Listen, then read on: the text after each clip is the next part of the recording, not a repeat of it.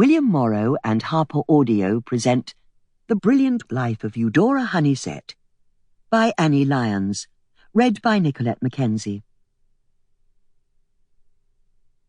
I want death to find me planting my cabbages. Michel de Montaigne.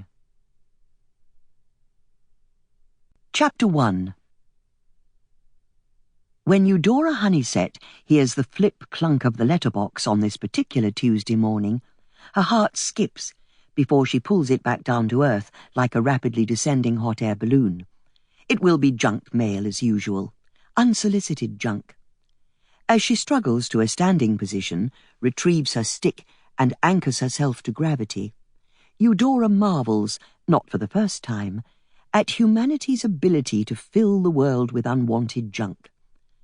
The oceans are stuffed with plastic, the landfills with broken 3-year-old fridges, and her doormat with an endless littering of pizza leaflets, advertisements for retirement homes, and flyers from individuals offering to repave a driveway she doesn't have. Occasionally, she casts a critical eye over the expensively produced retirement home brochures, filled with photographs of smiling elderly couples toasting their successful move to the old person's equivalent of a Premier Inn. Eudora can't imagine anything worse. She was born in this house and intends to die in this house, hopefully sooner rather than later.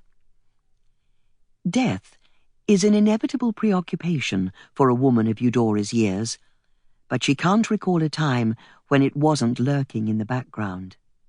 It's partly due to growing up during a world war, she supposes. She doesn't fear it, though. She is wryly amused by the world's innate ability to deny death, but wholly unsurprised, too. People are too busy staring at their telephones, endlessly searching for some truth that will never come, idly sniggering at infantile video clips of goodness knows what, never stopping to notice the universe around them or the people in it. They certainly never notice her. Eudora Honeysett is invisible, and she doesn't care one jot. She has lived her life as best she can. She is ready for the next step, the final destination, or whatever half-baked euphemism people insist on using these days. Death. The end. She's rather looking forward to it. It may be a black hole, or, if she's lucky, she'll be reunited with all the people she's ever loved. This is a short list, but then why do people insist on having hundreds of friends? She heard a discussion on the radio the other day about toxic friendships and how you need to rid yourself of these kinds of people. Eudora's advice would be to avoid them in the first place. Keep yourself to yourself. Mind your own beeswax, as her mother was fond of saying. She retrieves the post from the mat with a certain amount of difficulty, and is pleasantly surprised to find an A4-sized envelope with a Swiss postmark addressed to her in amongst the rubbish. Eudora experiences that skip of anticipation again, this time well-founded. She's been expecting this, looking forward to it even. She carries the envelope with the other items balanced on top to the kitchen, holding it out like a holy artifact, worthy of respect and awe. She sifts through the other post.